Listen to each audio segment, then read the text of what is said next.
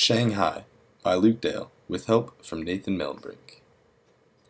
Nathan was a student at Virginia Tech and studied abroad in Shanghai in fall 2008. He loved it so much that after graduation he sought out a job there as a professor and practicing architect.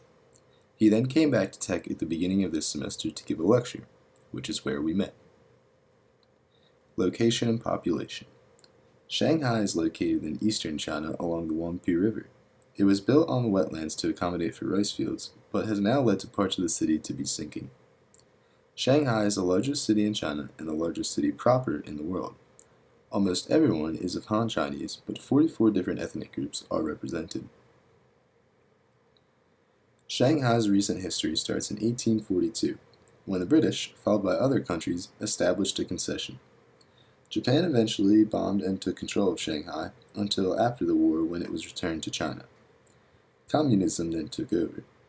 Then, in 1976, Deng Xiaoping established an open-door policy, and Shanghai began to thrive to its current dominant state. Housing in Shanghai. Megablocks are large-scale gated blocks containing 2 to 8 high-rise towers. Located in the suburbs, they promote exclusivity and are car-oriented, and are dominated by the middle class.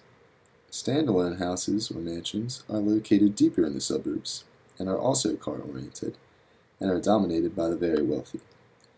Migrant construction workers often live in stacked shipping containers, where they reside for free.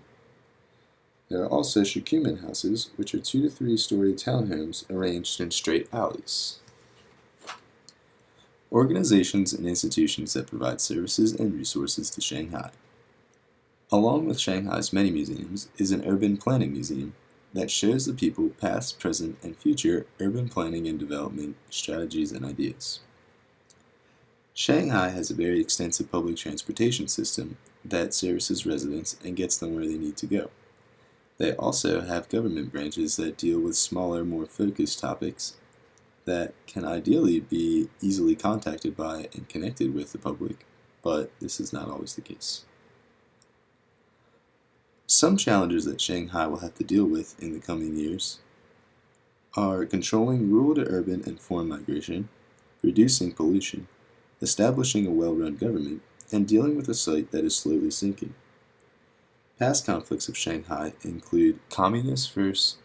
Kuomintang, the Japanese invasion, and the Civil War, among many others. Today, they are dealing with conflicts within their government and with migration. Some current events in Shanghai are the Hokie reform and the dangerously high levels of pollution. The Shanghai Media Group and local newspapers are the best sources to hear about such events. Some significant points in Shanghai include all of their museums, Qintiandi, Tianzifang, Pudong, the Financial District, Pudong International Airport, Century Park, and the bus and subway system. Shanghai can be compared to New York and Los Angeles. It is similar to New York in that they are both home to their country's largest stock exchange.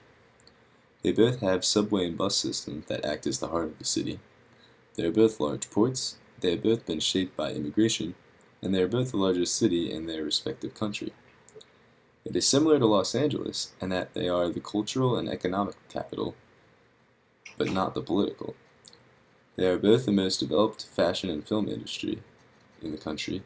They are both low-density sprawling, but they also have an active downtown that is dense, and they both deal with heavy air pollution.